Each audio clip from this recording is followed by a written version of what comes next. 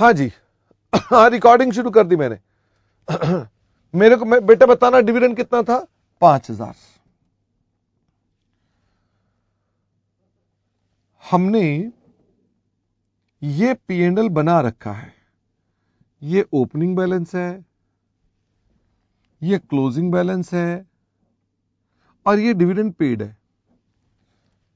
हमें एक dividend receive हुआ था, हमारा नाम क्या है? B limited. हमें एक डिविडेंड रिसीव हुआ था। Can you tell me how much is the amount? शायद 1750 निकाला था। 1750 का हमको डिविडेंड रिसीव हुआ था और वो कह रहा है ये हमने P&L में इंक्लूड कर रखा है, ये 40,000 में इंक्लूड कर रखा है। एग्रीड? पहला सवाल तो ये है, क्या ये इनकम में जुड़ना चाहिए कि नहीं जुड़ना चाहिए? क्या ये इनकम में जुड़ना चाहिए कि नहीं जुड़ना चाहिए? प्री का डिविडेंड है, ये प्री का डिविडेंड है। जोधपुर प्लीज मेरी बात सुनना, आप अजीब बात कर रहे हो, वो अननेसेसरीली और रॉन्ग जा रही है। पहले इधर ध्यान देना। जो मैं पूछ रहा हूं उसका आंसर बताओ। प्री का डिविडेंड हमारे इस बैलेंस में जुड़ा हुआ है। प्लीज टेल मी, आपके हिसाब से करेक्ट आंसर क्या होना चाहिए? हाँ, वो तो कटक कह रहे हैं sir, this should not come to P&L, this should not be credited to P&L, instead credited to investment account. ये कटक ने कहा है, बिल्कुल ठीक कहा है, इसमें कोई दिक्कत नहीं है कटक। बट मैं आपसे कह रहा हूं फॉर्मेट को छोड़ो, अपने हिसाब से बताओ। अगर मैं इसे ठीक कर दूं तो इसका बैलेंस क्या होगा? अगर मैं इसे ठीक कर दूं तो बैलेंस क्या होगा? हावड़ा बेटा, आपके आंसर्स के मैं कोई लेना देना नहीं, जो मैं पूछ रहा हूं इसका आंसर देंगे तो आई विल वेरी हैप्पी, क्योंकि मुझे लगेगा आप मेरी सोच के साथ चल रहे हैं। दिस इज इक्वल टू 38,250, इतना अमाउंट होगा।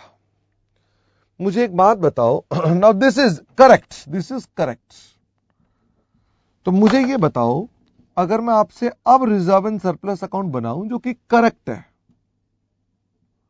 जो कि करेक्ट है, तो बैलेंस बीडी कितना है? 5,000। सीडी कितना है? 38,250। डिविडेंड पेड कितना है? 5,000। What is the net profit? What is the net profit?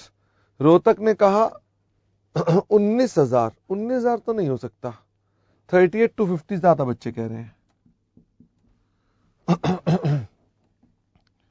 अब मैंने कहा प्री पोस्ट, अब ये है ही करेक्ट, क्योंकि मैंने पहले ही करेक्ट कर दिया। तो मैंने आपसे कहा ये प्री और पोस्ट है। ओपनिंग बैलेंस बताओ, 5,000 प्री। अब मुझे ये बताओ नेट प्रॉफिट, आधा प्री आधा पोस्ट, 19,125, 19,125, क्योंकि ये प्रॉफिट आधा आधा बट गया, ये प्रॉफिट आधा आधा बट गया। डिविडेंड पेड, ये प्री से पेड था। मुझे फटाफट से बताओ आपका करेक्ट आंसर कितना आ गया? 19,125, 19,125 प्लस ट्रांसफर 6,875 था शायद। This is your final amount to be distributed. Gomti Nagar, आप पहले मुझे ये बताओ, आपकी क्वेरीज का मैं आंसर दूं तो दूं क्यों? क्योंकि गोमती नगर आपकी क्वेरीज बड़ी हल्की हैं। कह रहे हैं 1750 केवल प्री में क्यों नहीं डाला? Gomti Nagar, the point is 1750 कहां जाएगा, ये पॉइंट नहीं है। Point is please do it correctly, do it anyway, do it correctly, do it correctly. अगर आप मेरी इतनी बात समझ लें तो you will not ask me the point कि सर ये यहां कहां क्यों जाएगा, क्योंकि जब आपको करेक्ट पता होगा तो आपको तभी रास्ता समझ में आएगा। जब आपको अपनी मंजिल पता है, मुझे यहां जाना है, तो मंजिल के राह अपने आप समझ में आएंगे कि मैं इधर क्यों जा रहा हूं। पर तुम ये कहते हो हम यहां क्यों जा रहे हैं, ये मैं इसका आंसर नहीं दे सकता। Gomti Nagar, be the chartered accountant. I wish कि मैं आपकी सोच को डेवलप कर सकूं।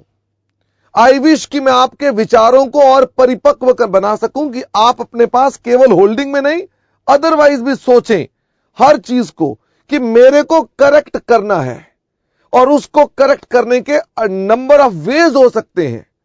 इसलिए डोंट आस्क मी वहां जाएगा, ये मैंने ऐसे करके दिखाया, ये मेरा करेक्ट आंसर है, कुछ भी करने की आवश्यकता नहीं है।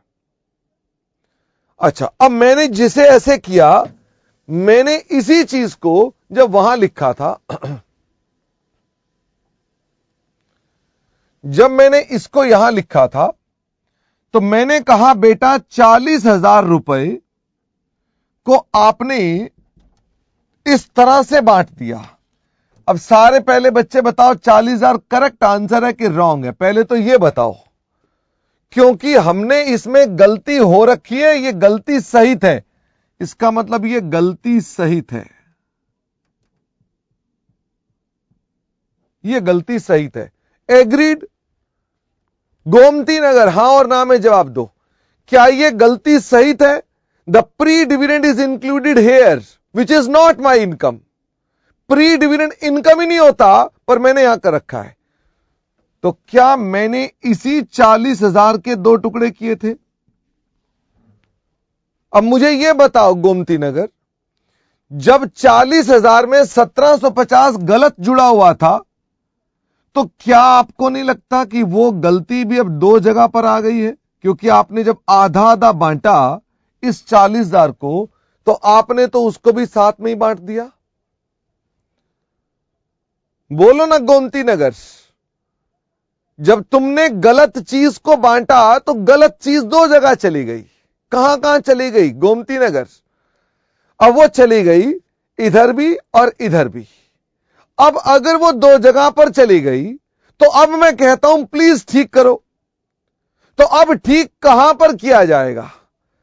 इसमें कितना अमाउंट होगा? अब गलती का आधा हिस्सा ही तो होगा, तो गलती का आधा इसमें ठीक किया और गलती का आधा इसमें ठीक किया, हिसाब बराबर हो गया। समझ में आई गोमती नगर? डोंट लर्न कि ये यहां क्यों आएगा, इसका लॉजिक नहीं होता है।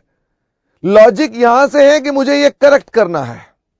अब मैं आपसे कहता हूं, ये वैसे ही है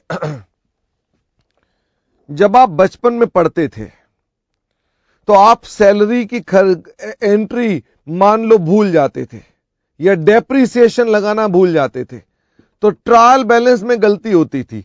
ट्रायल बैलेंस की वजह से P&L में गलती होती थी, उससे बैलेंस शीट में गलती होती थी।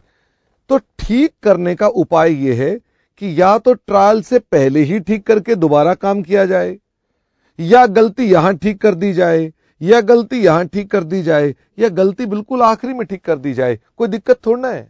गलती कहां ठीक होनी चाहिए, क्या उसका एक रूल हो सकता है क्या कि गलती इधर ही ठीक होनी चाहिए? भैया कहीं भी ठीक कर लो। मैं कहता हूं डेप्रिसिएशन लगाने भूल गए, तो सीधा बैलेंस शीट में एडजस्ट नहीं कर सकता क्या? मैं करके बता सकता हूं आपको। एंड बिकॉज ये सपना है, ये सपना है, तो सपनों में तो किताबें बनती भी नहीं है, सपनों में तो बैलेंस शीट बन रही है, डायरेक्ट गलती ठीक होगी। हम डायरेक्ट ही सब काम कर रहे हैं। We are not generalising. Have you ever thought in this chapter why we are not generalising? Why we are not preparing the ledger? Why we are not preparing any books of accounts? Because the holding company itself is just imagination. कि what happens if the 2 companies get combined? ये एक imagination है. And this imagination is needed by the shareholders. This imagination is needed by the corporate world. ये सभी government को, companies को, shareholder को, other users को चाहिए. And this is what we are learning here. How to combine those 2 entities. Those are separately working, but just for the sake of users, हम उन दोनों को कंबाइन करके दिखाते हैं। और वो कंबाइन जो कर रहे हैं, वो गलत कंबाइनिंग ना हो जाए, ये हम ठीक कर रहे हैं। तो वो जानबूझ के आपको गलतियां देता है ताकि आप उसको ठीक करके चले। आई होप आपको मेरी बात अब पूरी समझ में आ गई है। अच्छा, अब एक बात बताओ, अगर मैं आपको कहता कि यहीं पे गलती ठीक हो जाती, जोधपुर बताएंगे, मैं कहता बेटा यहीं पे गलती ठीक कर देता, यहीं पे गलती ठीक कर देता तो फिर कोई दिक्कत की बात ही नहीं थी, फिर अपने पास हम ऐसे ही कर देते। इसका मतलब ये कि मैं अपने पास इसमें से बैलेंस निकाल के मैं यहां पर लिखता, ये पहले ही ठीक आ जाता, पर मैंने ऐसा नहीं किया क्योंकि this is not very good presentation. हमारी प्रेजेंटेशन में ये कोई तरीका नहीं है, तो हम इसलिए उसको यहां पर लाकर करते हैं। I hope now I can move forward. This was the new thing जो हमने अभी अभी पढ़ी। ये हमने एक नई चीज अभी अभी पढ़ी, ये पहले कभी नहीं आई थी, ये पहली बार आई।